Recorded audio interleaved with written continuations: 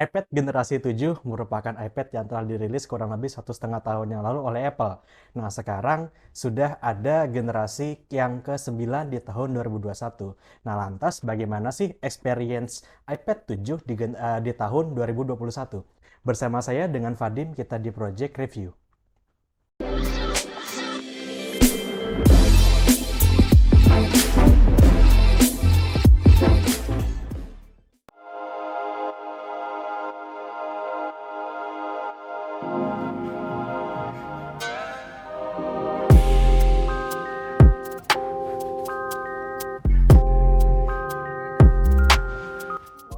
iPad 7 merupakan lanjutan atau generasi sebelumnya, yaitu iPad generasi 6 yang telah dirilis oleh Apple di tahun 2019.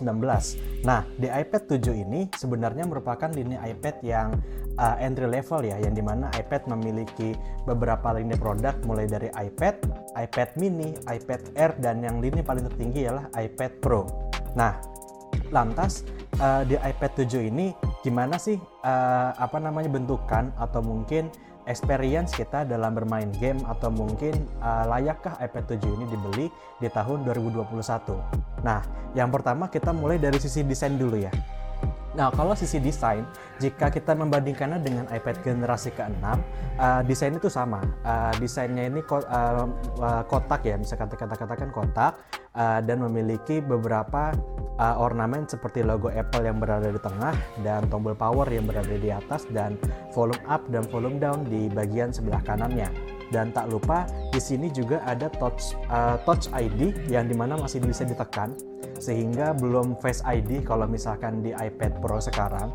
Nah, kalau di iPad ini memiliki bentang layar 10,1 inch, berbeda dengan lini iPad yang generasi ke-6 ataupun di bawahnya, yang dimana masih memiliki 9,7 inci. Nah, di iPad 7 dan hingga iPad seri 9 di 2021 memiliki bentang layar 10,1 inci dengan bezel atas bawah itu cukup pendek ya, namun belum terlalu tipis begitu. Nah, yang berikutnya iPad 7 ini juga memiliki kelebihan dari iPad 6 atau generasi sebelumnya, yang dimana dia memiliki 3 pin yang dimana berguna untuk menghubungkannya ke smart keyboard. Yang berikutnya, iPad ini memiliki speaker hanya di bagian bawah saja, atau satu speaker, tidak 2 speaker ataupun 4 seperti iPad Pro, dan juga di sini dia menggunakan Touch ID sebagai keamanannya dia dalam membuka lock screen pada iPad. Nah, yang berikutnya, dari segi support aksesoris yang dimiliki iPad 7 ini, dia support dengan smart keyboard dikarenakan dia memiliki 3 pin di bagian bawah, sehingga kalian ketika menghubungkan dengan keyboard milik Apple, langsung tinggal plug and play. Nah, dukungan juga terhadap ke Apple Pencil generasi yang pertama, yang dimana Apple generasi pertama ini mencolokkan ujungnya ke bagian atas. Berbeda dengan iPad Air atau iPad Air 4 yang terbaru dan iPad Pro, yang dimana mereka menggunakan magnetik ya, tinggal menghubungkannya magnetik bagian atas iPad lalu terhubung langsung. Namun kalau untuk generasi iPad hingga iPad 5 dan generasi ke-9 hingga tahun 2021 itu masih menggunakan Apple Pencil generasi pertama yang dicolokkan ke Lightning port.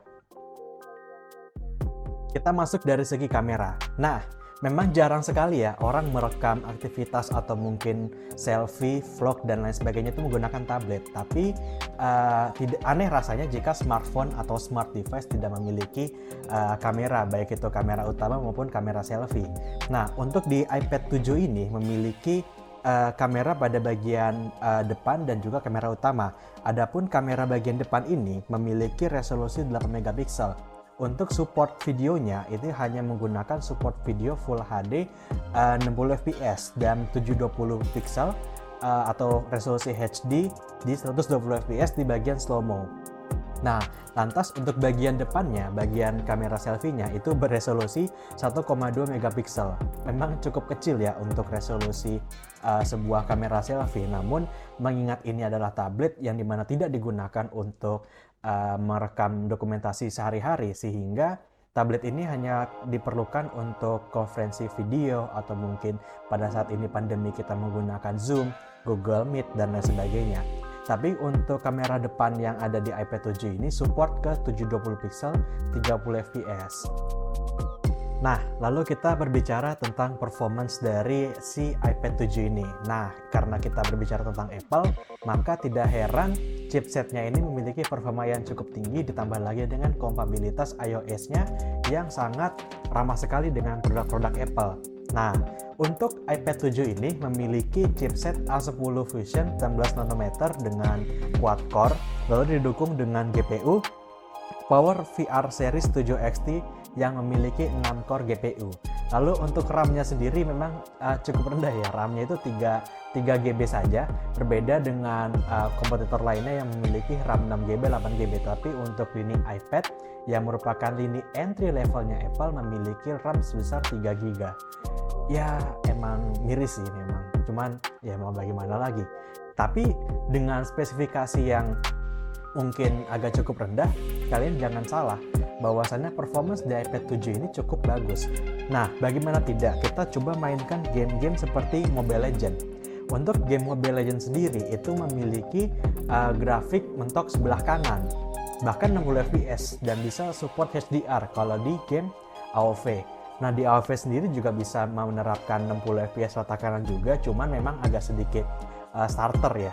Nah, untuk PUBG sendiri itu bisa masuk ke smooth extreme, bahkan kalau misalkan kayak mainkan sendiri grafiknya itu bisa sampai ke dapat ke bagian mentok sebelah kanan, walaupun memang tidak smooth tidak ekstrim, mungkin dapat FPS-nya yang high.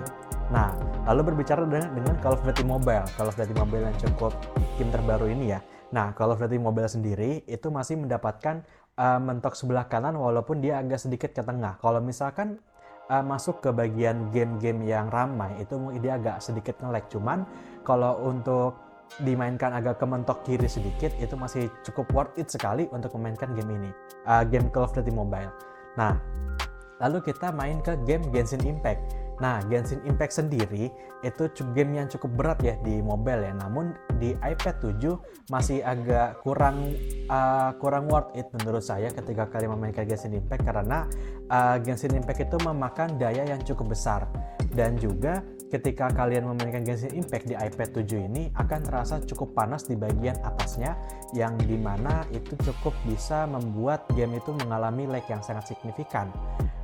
Tapi kalau untuk game-game ringan kayak Mobile Legends, AOV, terus juga mungkin game kompetitif seperti PUBG dan Call of Duty Mobile, menurut kami itu cukup worth it sekali. Untuk harga iPad 7 ini, mengingat iPad ini dirilis pada tahun 2019, yang dimana sekarang hingga video ini dibuat di tahun 2021. Untuk harga perilisan awalnya memang ini cukup murah ya, kurang lebih $390, atau jika dikonversikan itu kurang lebih 5 jutaan. Nah, untuk tahun 2021 ini memang ada dua generasi ya setelah iPad 7 ini, yaitu iPad generasi ke-8 dan iPad generasi ke-9, sehingga harga dari iPad 7 ini juga cukup turun. Mungkin jika kalian cari-cari di e-commerce, mungkin kalian akan mendapatkan harga baru dari iPad 7 sebesar 4.700.000 sekian, atau mungkin 5 jutaan. Itu tergantung versi ya, karena iPad 7 ini memiliki versi 32 GB Wi-Fi dan Wi-Fi seluler, dan juga ada iPad 7 128 GB Wi-Fi only dan Wi-Fi plus seluler. Itu pun juga agak berbeda-beda, namun dengan produk yang saya gunakan ini, saya menggunakan produk iPad 7 32 GB dan Wi-Fi only. Nah, itu memiliki harga kurang lebih 4,8 juta hingga 5 jutaan. Namun kalau untuk harga-harga pasarannya itu mungkin sudah turun kurang lebih Rp4.500.000, mengingat ini adalah dua generasi sebelumnya dan sudah ada iPad generasi ke-8 dan generasi ke-9. Oke Noobs, itulah tadi merupakan video review kami terhadap iPad 7, yang dimana menurut kami iPad 7 di tahun 2021 ini cukup worth it ya, walaupun di tahun 2021 ini sudah ada dua generasi iPad setelah iPad generasi ke-7, yaitu iPad generasi ke-8 dan iPad generasi ke-9. Menurut kami iPad 7 ini pantas digunakan untuk para pelajar yang sekarang mungkin lagi pandemi ya, untuk melakukan Zoom meeting atau mungkin Google Meet, dan juga iPad ini juga cukup berfungsi untuk para konten kreator yang hendak ingin membuat konten di jalan atau mungkin lagi di cafe. Maka jika kalian menggunakan laptop yang sebesar ini, bisa menggunakan tablet alternatifnya untuk mengetik skrip kalian.